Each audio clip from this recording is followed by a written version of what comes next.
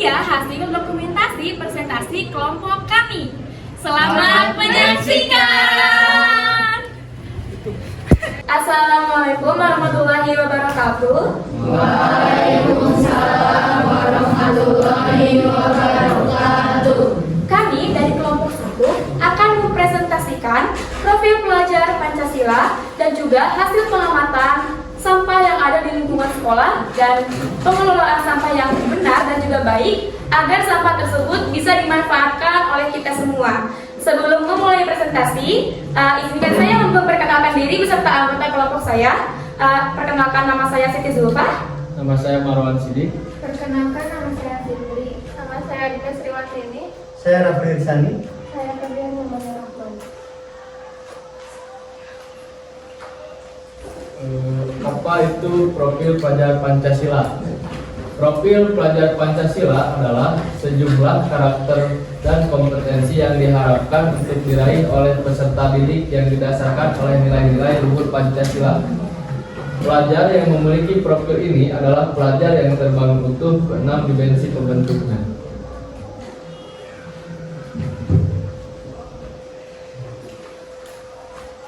Selanjutnya, dimensi pembentuk profil pelajar Pancasila.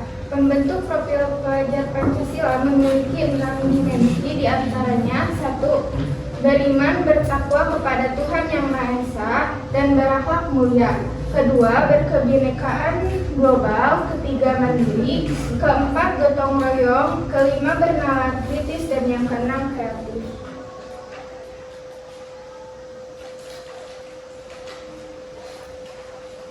Ya, mungkin untuk sekarang dilanjut kepada laporan hasil pengamatan sampah di lingkungan sekolah.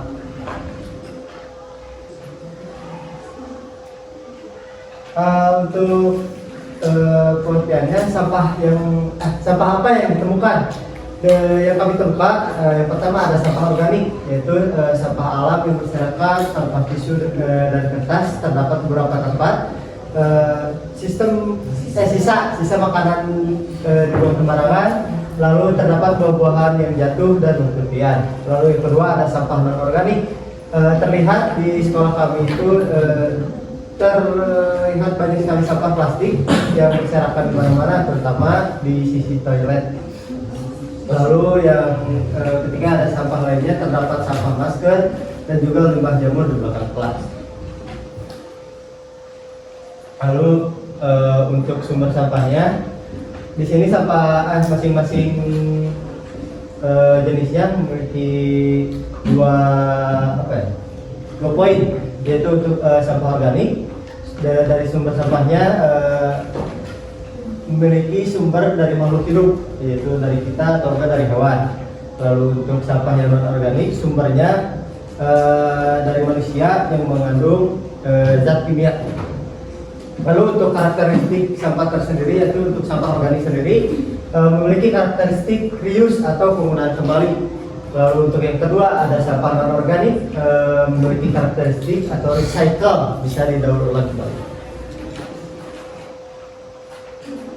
Solusi apa yang harus dilakukan? Yaitu dengan caranya adalah reduce atau bisa disebut juga dengan pengurangan, dengan merawat pohon dan tanaman yang ada di sekitar sekolah dan tidak membuang sampah sembarangan. Dan yang kedua adalah recycle, yaitu daur ulang, dengan mengelompokkan sampah sesuai jenisnya untuk didaur ulang menjadi barang yang lebih bermanfaat. Yang ketiga ada reuse, penggunaan kembali, menggunakan produk hasil pengelolaan dari hasil pengelolaan. Yang keempat ada repair atau memperbaiki, hidup menghargai lingkungan dengan mengelola sampah. Nah, dari tadi kan kita sudah mengetahui sampah apa aja sih yang ditemukan di lingkungan sekolah kita itu. Dan yang paling kita sering temuin itu adalah sampah organik. Orang-orang pasti lebih menyepelekan sampah organik dibanding sampah anorganik, karena sampah organik itu lebih mudah terurai daripada sampah non-organik. Namun, ternyata sampah organik juga memiliki bahaya. Oleh sebab itu, untuk mengurangi sampah organik, kita melakukan pengelolaan sampah tersebut dengan cara yang baik, salah satunya dengan dijadikan pupuk kompos. Di sini akan dijelaskan. Nah, terutama daun kering yang berguguran karena tanaman yang kurang terawat, rumput liar yang mulai meninggi, dan adanya sisa-sisa makanan yang membusuk di sekitaran lingkungan sekolah membuat suasana sekolah menjadi kurang sehat dan tidak nyaman. Oleh karena itu, sampah organik yang terdapat di lingkungan sekolah bisa kita manfaatkan menjadi produk yang bermanfaat. Salah satunya adalah pupuk kompos. Ada juga alokasi waktu pengolahan itu. Dalam pengolahan pupuk kompos membutuhkan waktu sekitar 2 minggu sampai 1 bulan, atau ada juga yang 1 bulan bahkan sampai 3 bulan. Untuk biaya pembuatan pupuk kompos, di sini kami membuat biaya untuk apabila membuat 50 kg pupuk kompos. Yang pertama itu adalah gula, yang dipakai di sini adalah gula pasir. Harganya 5.000, kapur pertanian 8.000, HM4 4.000, lalu 15.000. Total biaya pembuatan pupuk kompos yang dibutuhkan adalah Rp32.000. Di sini ada pengolahan sampah organik menjadi pupuk kompos. Yang pertama, kumpulkan sampah organik, sediakan wadah beserta tutupnya. Masukkan sampah organik dan lapisi dengan tanah. Ulangi tahap ini dan sesuaikan dengan ukuran wadah sehingga ketebalan tanah setara dengan ketebalan sampah. Lalu, siram permukaan tanah tersebut menggunakan air secukupnya. Kemudian tutup wadah rapat-rapat dan biarkan sekitar 3 minggu. Yang terakhir, jaga wadah pupuk kompos dari air hujan dan hewan serta paparan sinar matahari. Manfaat dari pengomposan yaitu yang pertama ada mengurangi sampah organik di tempat penampungan sampah. Yang kedua ada mendaur ulang sampah organik. Yang ketiga menyuburkan tanah. Dan yang keempat ada pemanfaatan sampah organik. Kelima menghindari penggunaan produk pupuk kimia. Yang keenam ada menghindari penyakit pada tanaman. Kesimpulan dari yang kita amati dapat disimpulkan bahwa sampah yang berada di lingkungan sekolah, terutama sampah organik, dapat kita olah menjadi produk yang lebih bermanfaat. Ada yang mau dipertanyakan terlebih dahulu dari presentasi yang kami paparkan?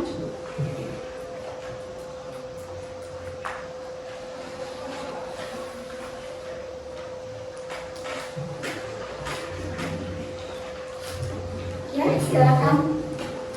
Perkenalkan, nama saya Ira Sabrani dari kelompok 4. Izin bertanya, apa sih manfaat dari kita gitu mengolah sampah tersebut, dampak yang dihasilkan gitu dari kita mengolah hal tersebut? Terima kasih.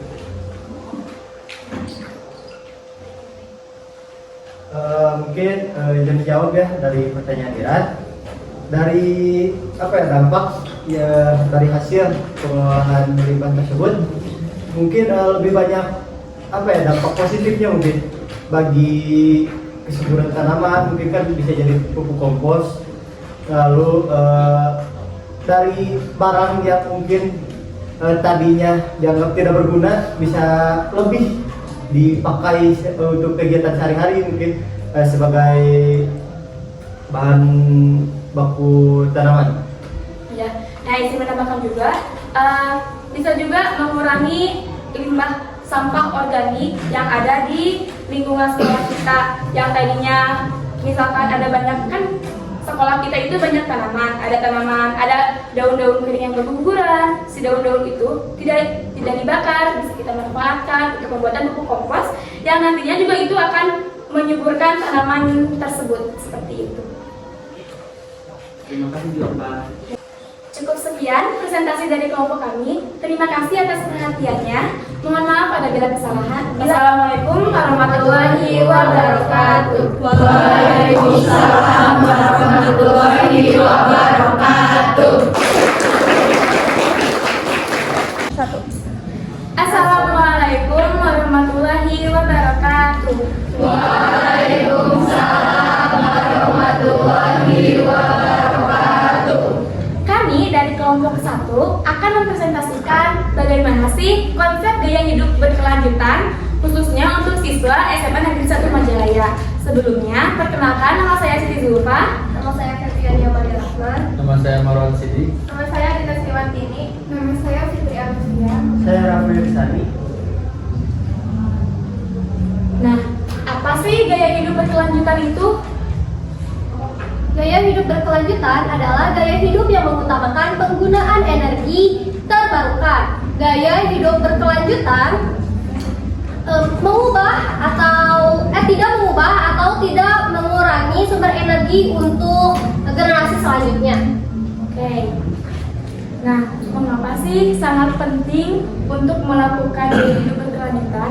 Tentunya melakukan gaya hidup berkelanjutan itu sangatlah penting, khususnya untuk para siswa. Karena siswa adalah generasi penerus bangsa, di mana masa depan bangsa Indonesia ini atau masa depan sekolah kita ini ada di tangan siswa. Apabila di dalam setiap jiwa siswanya sudah tertanam prinsip gaya hidup berkelanjutan, tentunya khususnya lingkungan sekolah, umumnya lingkungan negara ini akan lestari dengan sangat baik, sangat sempurna.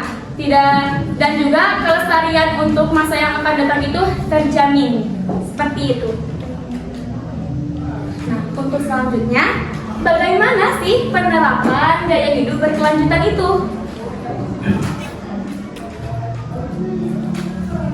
Penerapan gaya hidup berkelanjutan yang pertama, tidak menyisakan makanan, seperti meminta siswa untuk selalu menghabiskan makanan yang dibawa agar jumlah sampah makanan yang menghasilkan banyak zat karbon tidak menumpuk.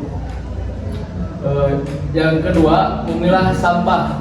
Memilah sampah akan memudahkan pengolahan sampah selanjutnya, jadi lebih ramah lingkungan dan berkelanjutan. Dan yang ketiga ada dengan mengolah sampah. Gaya hidup berkelanjutan bisa juga dengan mengolah sampah sendiri. Misalnya bisa dijadikan sampah organik, bisa juga digunakan untuk pupuk kompos untuk tanaman. Dan yang keempat ada penanaman pohon. Bisa dengan mengajak siswa untuk menanam pohon seperti satu siswa satu pohon. Namun siswa aja tidak harus Siswa itu harus, di sini ada menanam pohon nih. Jadi ini juga sirkulasinya itu berkaitan dengan poin-poin sebelumnya, di mana dengan ditanamnya pohon, setiap siswa membawa satu pohon, maka dari pohon tersebut, pohon atau tumbuhan pasti ada beberapa dedaunan yang berguguran. Dedaunan tersebut bisa kita manfaatkan untuk pembuatan pupuk kompos, dan pupuk kompos itu sendiri bisa dimanfaatkan untuk menanam pohon ini agar semakin subur, seperti itu. Nah, untuk selanjutnya ada contoh penerapan gaya hidup berkelanjutan yang kelompok kami lakukan beberapa hari kemarin. Nah, teman-teman, bisa dilihat ini adalah contoh penerapan gaya hidup berkelanjutan yang dilakukan oleh kelompok kami. Kelompok kami telah melakukan pemilahan sampah, dan kelompok kami pun menjadi bisa membedakan sampah berdasarkan jenisnya. Untuk contoh penerapan gaya hidup berkelanjutan selanjutnya, setelah melakukan pemilahan sampah, kelompok kami akan melakukan pengelolaan sampah. Misalnya, sampah organik yang dikelola menjadi kompos yang bermanfaat bagi tanaman. Ya, mungkin dari yang tadi disampaikan dapat disimpulkan bahwasannya gaya hidup berkelanjutan ini merupakan gaya hidup yang ramah lingkungan.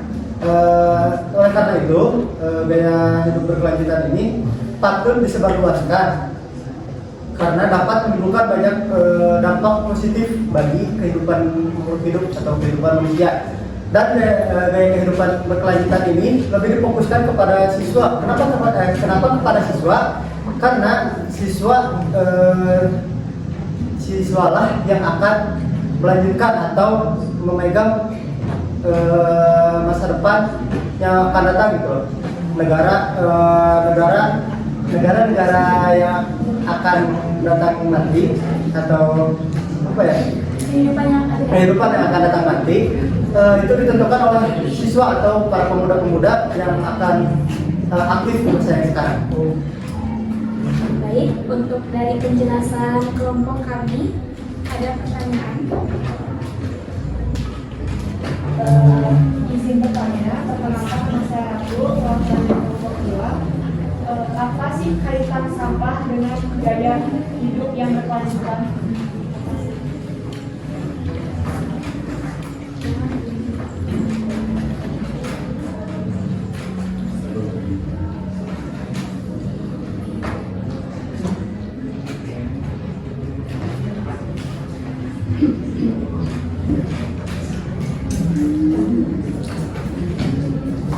Baik, terima kasih untuk kamu sudah memberikan pertanyaan.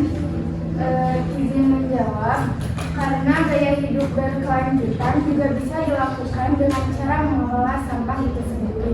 Misalnya, sampah organik yang dikelola menjadi kompos yang bermanfaat bagi lingkungan.